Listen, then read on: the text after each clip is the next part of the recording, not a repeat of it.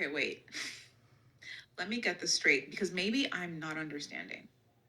You are letting grown men call you cis. You're letting grown men call you a biological woman, a cis woman.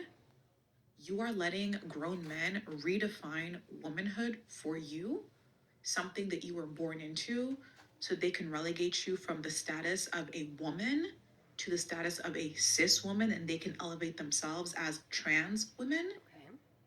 And you think that that is normal and that is anything other than one of the highest forms of misogyny ever, to let a grown man or grown men bully us into redefining womanhood to make them comfortable, to allow them to enter into our spaces, to retrench the rights that other grown, actual biological women fought for us to have.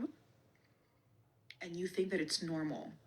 You think that it's not misogynistic. You think that they're not appropriating womanhood, which I know people love that phrase, but that's exactly what's happening in doing so. Listen, womanhood is a matter of fact and biology. It is not something that you can put on and take off. Okay. You either are or are not a woman. Even if I were the most masculine looking woman on this planet, which I'm clearly not, but even if I was, I would still be a woman by matter and by virtue of my biology. And it has to be said because some people think that they can grow their hair long enough, put on enough makeup, wear enough dresses, and then suddenly become a woman. That's not how it works. You cannot put on and take off womanhood. You either have it or you don't. You either are or you are not. So this month, do not allow any grown men to call you a cis woman. You are a woman and that is a man. So I need thoughts here, guys. I just watched this clip from this lady, and I have to say I agree with her 150% on most things that she's saying.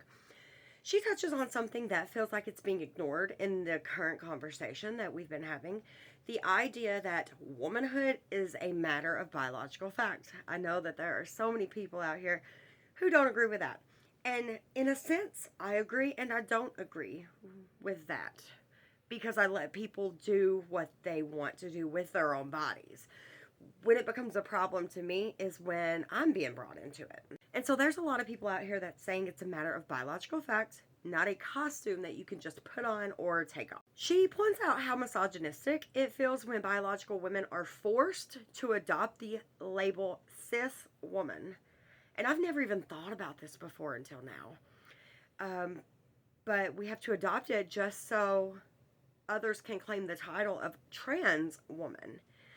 I do completely relate to that frustration now that I'm thinking about it.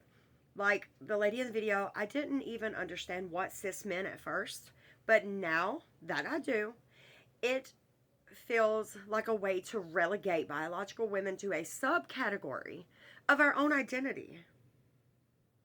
And as she says, you shouldn't allow anyone to bully you into calling yourself anything other than just a simple woman. I don't understand the problem here, guys. She argues that being a woman isn't about how much makeup you wear, how long your hair is, or how many dresses that you put on. It is a matter of fact and biology that does not change ever. Even if a woman happens to be very masculine woman looking, she's still a woman. To have that biological reality redefined by someone else, especially when it feels like it's erasing womanhood and taking up female spaces, is described from her as one of the highest forms of misogyny.